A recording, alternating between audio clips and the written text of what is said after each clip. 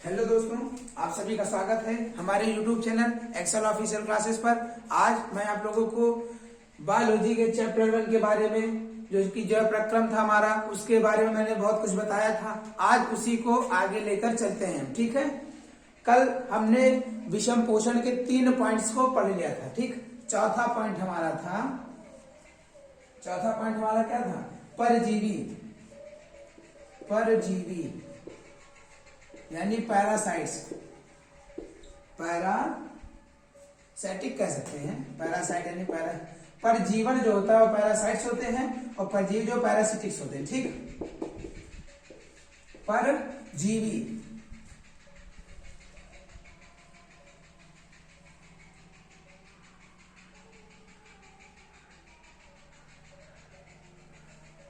यानी जो जंतु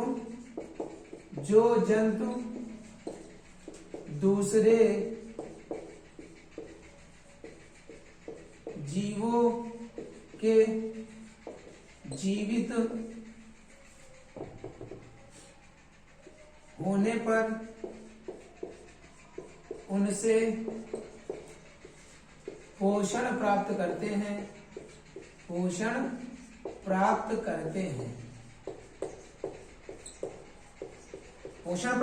ठीक। जब पोषण प्राप्त करेंगे तो वह क्या करेंगे? पोषक तत्वों को घटाते हैं। वह पोषक तत्वों को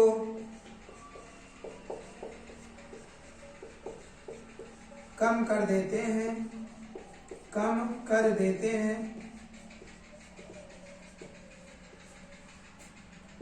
वह परजीवी कहलाते हैं। ठीक। जैसे हम उदाहरण की बात कर लें, जैसे में हमारा आ जाता है जूं यानी जुआ जिसे कहते हैं, खटमल और मच्छर, ठीक, मॉस्किटो आदि। इंग्लिश वाले that type of animals who eats their food or gain their food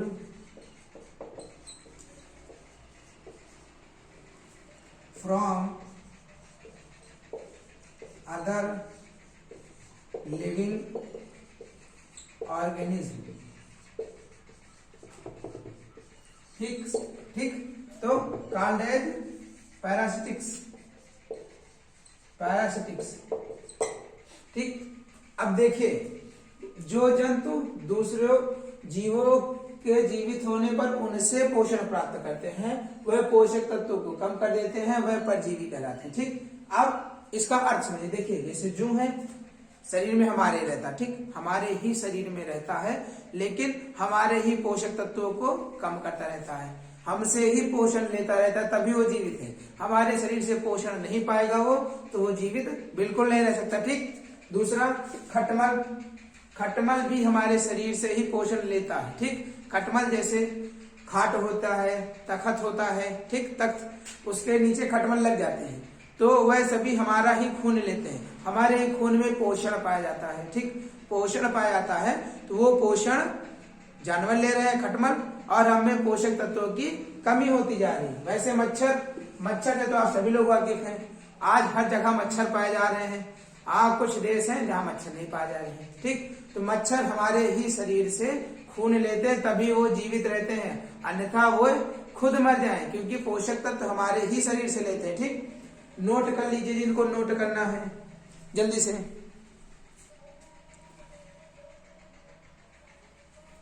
note कर लीजिए।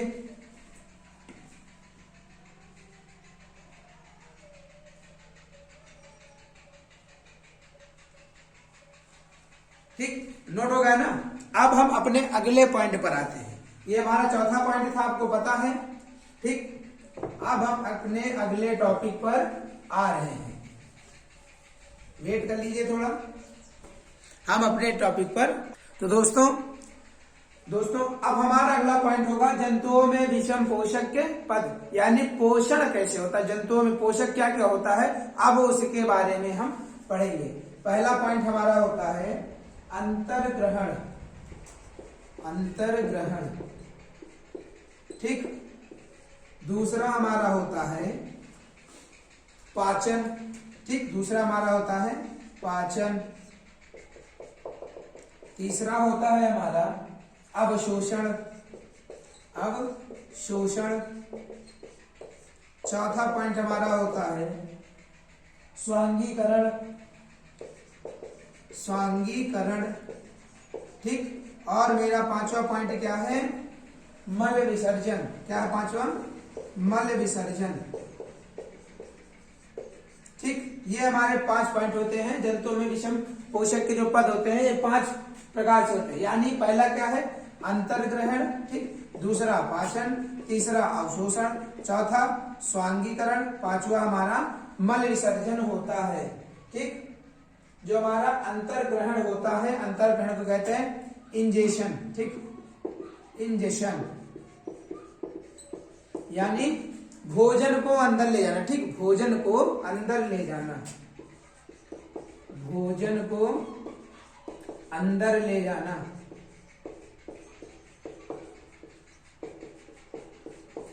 यानी taking a food inside, taking a food inside the body, ठीक। इनसाइड यानी बॉडी के अंदर जाएगा तभी वो हमारे पेट में जाएगा, अंतर्ग्रहण करते हैं भोजन हमारे अंदर जाए, ठीक। हमारा दूसरा क्या है पाचन,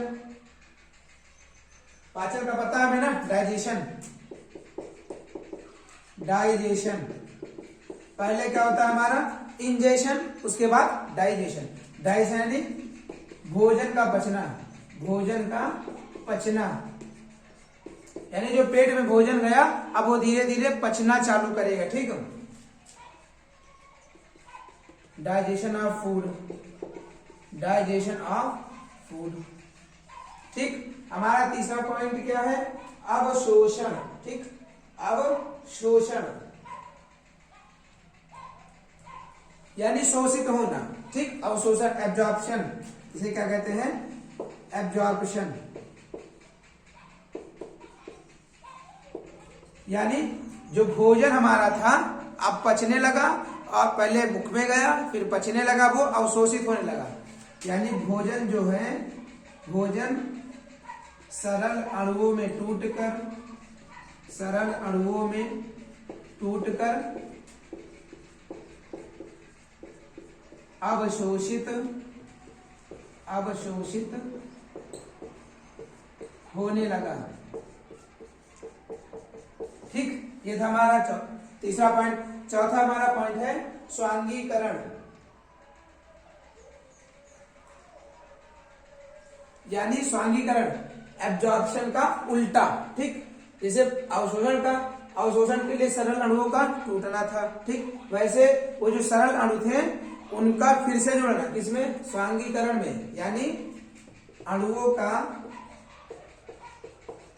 अणुओं का पुनः मिलना, अणुओं का पुनः मिलना,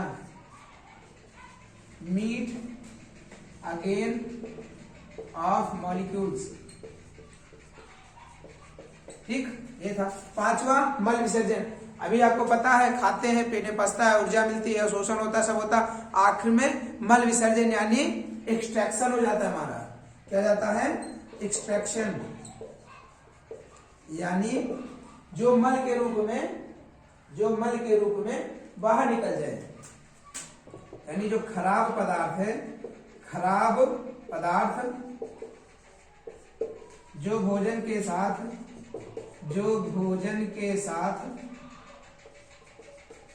के साथ शरीर में जाते हैं, शरीर में जाते हैं, वह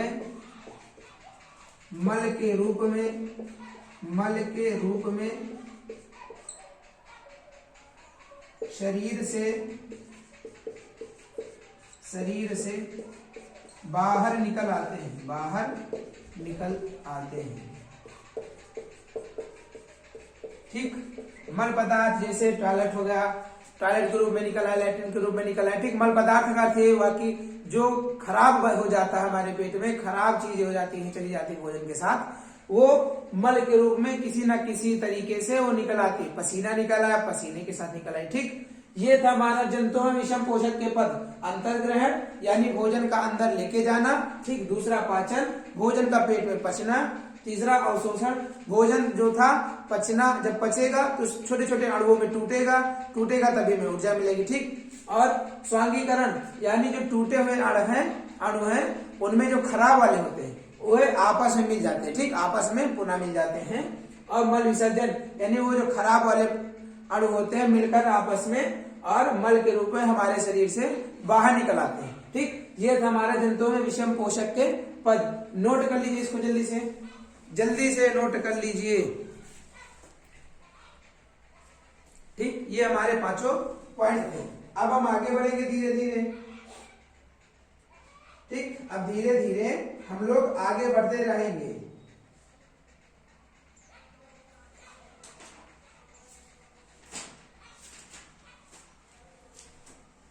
अब ये हमने शॉर्टकट में पढ़ा था, अब धीरे धीरे इसके बारे में लॉन्ग में जानेंगे हम लोग, ठीक। दोस्तों अभी तक मैंने जीवों के विषम पोषक पद थे उनके बारे में शॉर्ट में पढ़ा था, ठीक। कि अंतर्ग्रहण कैसे होता है। अंतर्ग्रहण शॉर्ट में पढ़ा कि भोजन का पेट में जाना, ठीक। अब पढ़ेंगे जीवों में भोजन का अंतर्ग्रहण, यानी अब जानवरों के बारे में थोड़ा पढ़ लेंगे, ठीक। तो हमारा पहला पॉइंट इसमें क्या था, इसमें हमारा पहला पॉइंट ये है, ए पार्ट की मछली, ठीक। जैसे मछली अपना खाना कैसे पहुंचाती है, ठीक। तो इसमें लिखेंगे मछली अपना भोजन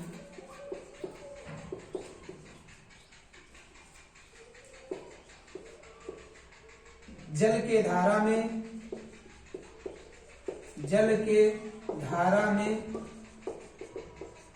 मुख गुहा द्वारा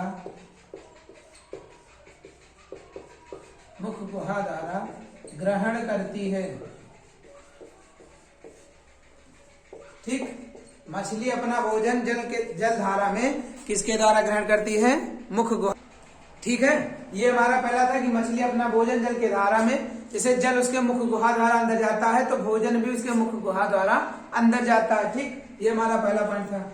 दूसरा पॉइंट स्तनधारी जीव हमारा, ठीक। स्तनधारी जीव यानी जो स्तन रेंगने वाले कुछ जीव होते हैं जो पकड़ लेते हैं, छींटते हैं, फाड़ते हैं, फिर खाना खाते हैं, ठीक। तो इसमें लिखेंगे स्तनधारी जीव भोजन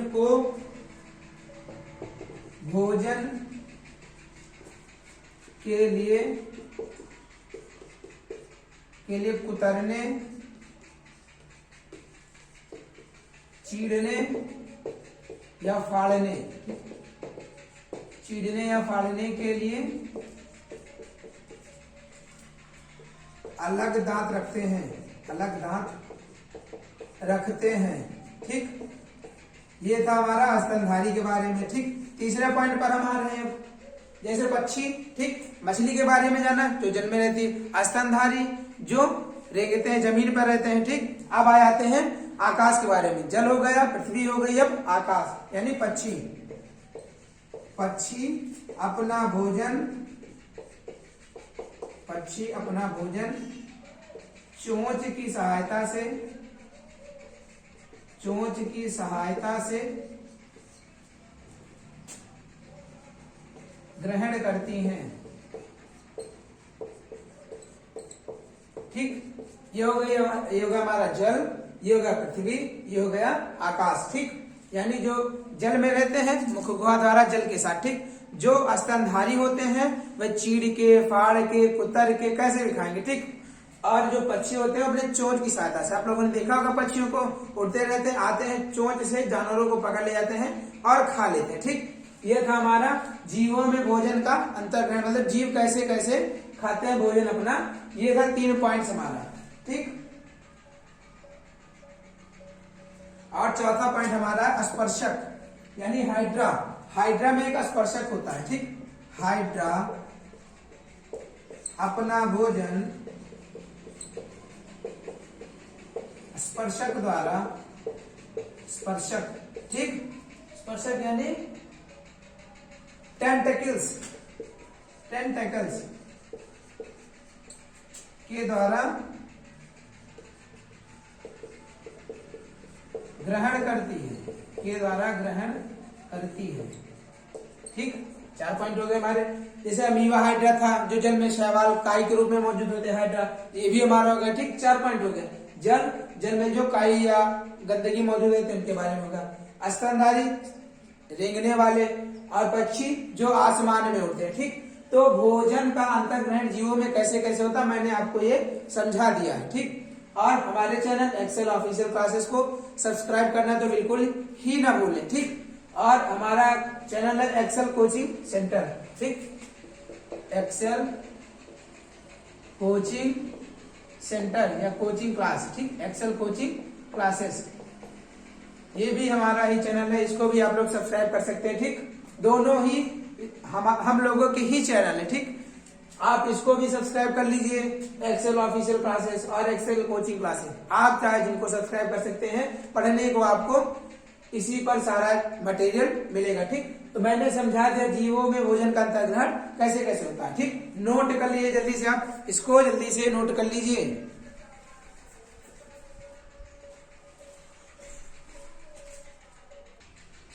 ठीक दोस्तों, अभी आपने नोट कर लिया होगा, ठीक। मैंने बता दिया कि डिटेल में बता दिया मैंने कि भोजन का अंतर्ग्रहण कैसे होता है जीवों में, ठीक। अब हम पढ़ेंगे पाचन के बारे में, ठीक। पाचन यानी डाइजेशन।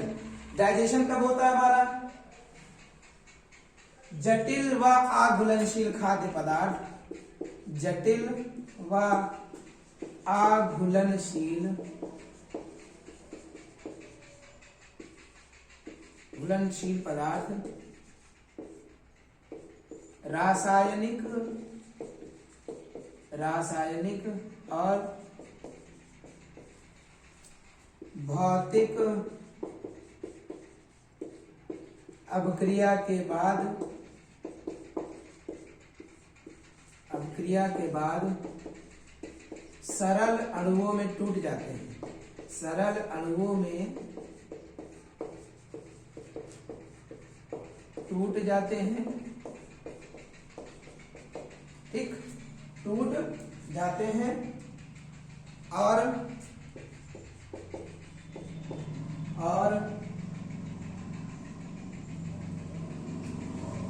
टूटने के बाद घुलनशील हो जाते हैं, टूटने के बाद घुलनशील हो जाते हैं।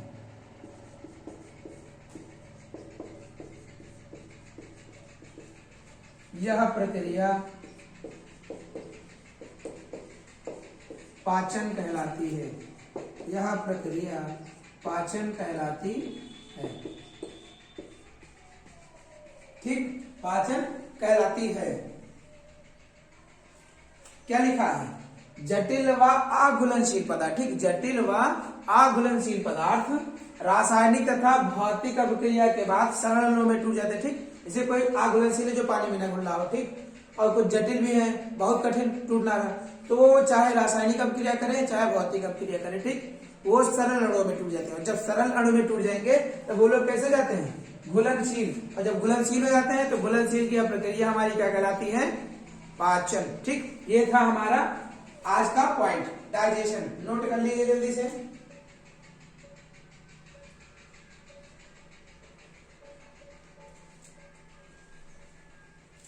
नोट कर लीजिए जल्दी से।